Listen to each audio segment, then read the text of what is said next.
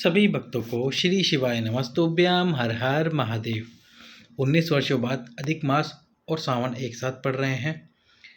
गुरुजी का 5-5 वाला उपाय जो गुरुजी ने कहा था कि 7 सोमवार या 5 सोमवार करना है। जिन माताओं बहनों ने ये उपाय शुरू कर दिया है और वे उपाय कर रही हैं, अच्छी बात है। बाबा उनकी झोली अवश्य भरे।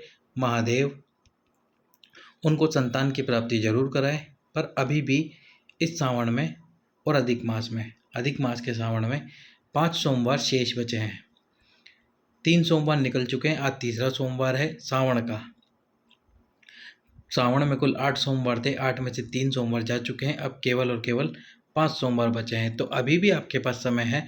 जिन्होंने ये उपाय प्रारंभ नहीं करा है संतान की कामना के लिए, संतान की प्राप्ति के लिए, वे अभी भी इस उपाय को शुरू कर सकते हैं।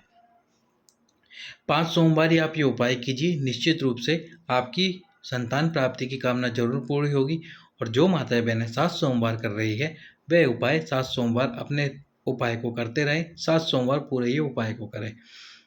5 सोमवार इसलिए बता रहा हूँ क्योंकि सावन में अब केवल और केवल 5 सोमवार ही बाकी रह चुके हैं। और वो 5 सोमवार कौन कौन से हैं? एक 31 जुलाई का सोमवार, एक 7 अगस्त का सोमवार, एक 14 अगस्त का, एक 21 अगस्त का और एक 28 अगस्त का।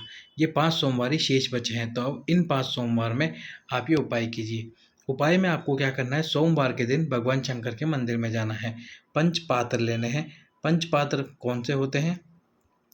वैसे तो शास्त्रों में पंचपात्र का अलग वर्णन किया गया है, लेकिन वो पात्र हम खरीद के नहीं ला सकते। उसमें थोड़ा अधिक धन खर्च भी हो सकता है और हो सकता है धन भी खर्च करें पर वो हमको प्राप्त ना हो। तो आप आपके घर से 5 पात्र ले लीजिए। एक कटोरी ले लीजिए, एक चम्मच ले लीजिए, एक कलश ले लीजिए, 3 पात्रों का एक प्लेट ले लीजिए और एक तांबे का कलश ले लीजिए। एक स्टील का कलश हो गया और एक तांबे का कलश हो गया। तो इस प्रकार आपके पास में ये 5 वस्तुएं, पंचपात्र अलग अलग हो गए। एक पात्र से 5 बार जल नहीं चढ़ाना। गुरुजी ने कहा था पंचपात्र का मतलब होना चाहिए 5 पात्र, वो भी अलग अलग। यदि तांबे और स्टील के पात्र आपके पास में ना हो, केवल एक ही हो दोनों में से, तो आप फिर एक मिट्टी का पात्र ले लीजिए। तो इस प्रकार आपको पंचपात्र ले लेना है। 5 पात्रों में जल भर लेना है। चम्मच में जल नहीं भरा जाएगा, तो वो जल आप मंदिर में ले आकर भर सकते हैं। बाकी पात्रों में भर के रख सकते हैं, या फिर जल आप एक साथ लेके चल जाइए और मंदिर में जाकर उनमें जल भर लीजिए। एक एक वस्तु में जल भर लीजिए। और साथ में आपको लेने हैं 5 बेलपत्र, 5 पुष्प लेने हैं, 5 दुर्वा लेनी है। अब 5 बेलपत्र, 5 पुष्प और 5 दुर्वा यानी कि दूबा, जिसको हरी घास भी बोलते हैं, दूबा, ये वस्तुएं आपको लेनी है। अब आपको क्या करना है? शिव जी के मंदिर में जाकर। तो अब आपको ये उपाय करना कैसे है? सोमवार के दिन शिव मंदिर में जाकर सबसे पहले जो आप 5 बेलपत्र, 5 पुष्प और 5 दुर्वा लेकर गए हैं, तो सबसे पहले एक बेलपत्र समर्पित कीजिए तुमरुका जी का नाम लेकर। तुमरुका जी का नाम लेकर एक बेलपत्र समर्पित करना है। उसके बाद में आपको एक पुष्प समर्पित करना है और फिर एक दुर्वा समर्पित करनी है। ये तीनों चीज़ समर्पित करते समय तुमरुका जी का नाम स्मरण जरूर करें, तुमरुका जी को याद जरूर करते रहें। क्रम इनका निर्धारित नहीं, आप पहले बेलपत्र, पहले दुर्वा भी चढ़ा सकते हैं, पहले पुष्प भी चढ़ा सकते हैं।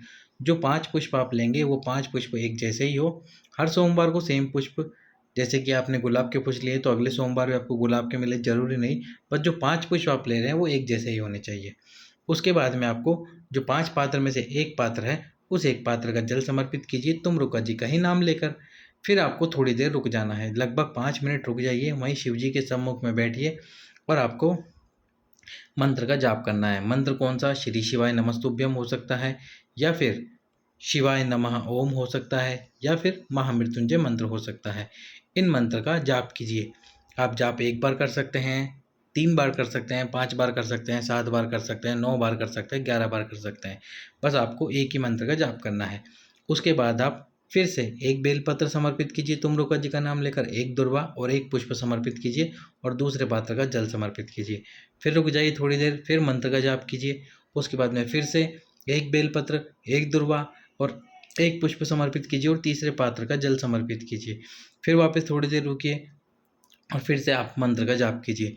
फिर चौथा बेलपत्र, चौथी दुर्वा और चौथा पुष्प समर्पित कीजिए और चौथे पात्र का जल समर्पित कीजिए। ये सब समर्पित करते समय तुमरुका जी का नाम स्मरण करते रहिए, भूलना नहीं है तुमरुका जी का नाम स्मरण। उसके बाद में आपको 5वां बेलपत्र, 5वीं दुर्वा, 5वां पुष्प और 5वें पात्र का जल समर्पित करना है। इस प्रकार से ये उपाय कीजिए। तुमरुका जी का नाम स्मरण जरूर कीजिए और जब आप ये 5वां बेलपत्र, 5वीं दुर्वा समर्पित कर दे, उसके बाद फिर से मंत्र जाप कीजिए थोड़ी देर बैठकर। बाबा से प्रार्थना कीजिए संतान की कामना के लिए। बाबा को हाथ जोड़कर प्रणाम कीजिए, झोली प्रसार कर प्रणाम कीजिए। महादेव से संतान की कामना कीजिए। अधिक मास पुरुषोत्तम मास में आपका एक किए गए उपाय आपको सफलता जरूर दिलाएगा। यदि आप उपाय करने जा रहे हैं तो केवल उपाय ही करने जाएं, उसके बीच में जल चढ़ाने ना जाए। जैसे कि कुछ माताएं बहनें प्रश्न कर रही हैं कि जल भी चढ़ाना है क्या हमको, उसके साथ में जल नहीं चढ़ाना। केवल और केवल आप उपाय करने जा रहे हैं तो उपाय करने जाएं और कुछ ना करें, बस आप उपाय कर आ जाएं। यदि उसके बाद भी आपकी इच्छा है कि मुझे शिवजी भगवान शंकर पर जो प्रतिदिन जल चढ़ाती हूँ उसका नियम है मेरा वो चढ़ाने, तो उसके बाद आप जा सकते हैं या इसके पहले जा सकते हैं। या तो उपाय करने से पहले चले जाइए या उपाय करने के बाद में चले जाइए। और ये उपाय आप मंदिर में करेंगे तो ज़्यादा अच्छा रहेगा, क्योंकि मंदिर का शिवलिंग स्थिर होता है, उसमें प्राण प्रतिष्ठा की गई होती है। इसलिए मंदिर में जाके उपाय कीजिए। यदि कोई कारण ऐसा है कि आप मंदिर नहीं जा सकते तो फिर आपको ये उपाय घर के शिवलिंग पे करना है। घर के शिवलिंग पर उपाय कर सकते हैं, लेकिन घर का शिवलिंग स्थिर नहीं होता है, क्योंकि हम पूजन अर्चना करने के लिए शिवलिंग को उठाकर रख देते हैं इधर उधर। जल चढ़ाने के लिए थाली पात्र में रख लेते हैं, जल चढ़ाने के लिए शिवलिंग को, तो इस वजह से। और जो मंदिर का शिवलिंग है वो स्थिर शिवलिंग होता है, तो इसलिए अधिक से अधिक प्रयास कीजिए मंदिर में ही जल चढ़ाने का, मंदिर में ही उपाय करने का। यदि ना हो पाए, कोई कारण ऐसा अटक गया कि अब नहीं हो सकता, तो फिर आप घर पे ही उपाय कर सकते हैं। साथ ही साथ में जब आप उपाय करने जा रहे हैं, किसी सोमवार में आपका पीरियड आ जाए या फिर आपका रजस्वला धर्म हो और आप उस समय उपाय ना कर पाएँ, तो जैसे आप पशुपति व्रत करते हैं, 2 व्रत कर लिए और तीसरे व्रत में रजस्वला धर्म रहता है तो आप मंदिर नहीं जाते, तो वो व्रत काउंट नहीं होता। उसी प्रकार जिस सोमवार को आप मंदिर नहीं जाएंगे उपाय करने, तो वो सोमवार आपका गिना नहीं जाएगा। यदि आपने 2 सोमवार उपाय कर लिया है तो तीसरे सोमवार को रजस्वला धर्म की वजह से मंदिर नहीं गए तो वो तीसरा सोमवार नहीं माना जाएगा। उसके बाद अगले सोमवार जब आप जाएंगे मंदिर तो वो तीसरा सोमवार माना जाएगा और वो तीसरे सोमवार का उपाय होगा। इस प्रकार से ये उपाय कीजिए। जिन माताओं बहनों ने उपाय शुरू कर लिया है वो पूरे 7 सोमवार ये उपाय करें, बाबा उनकी झोली अवश्य ही भरेगा। और जिन्होंने अभी तक उपाय नहीं किया है वे 5 सोमवार भी उपाय कर सकती हैं। सभी भक्तों को श्री शिवाय नमस्कार।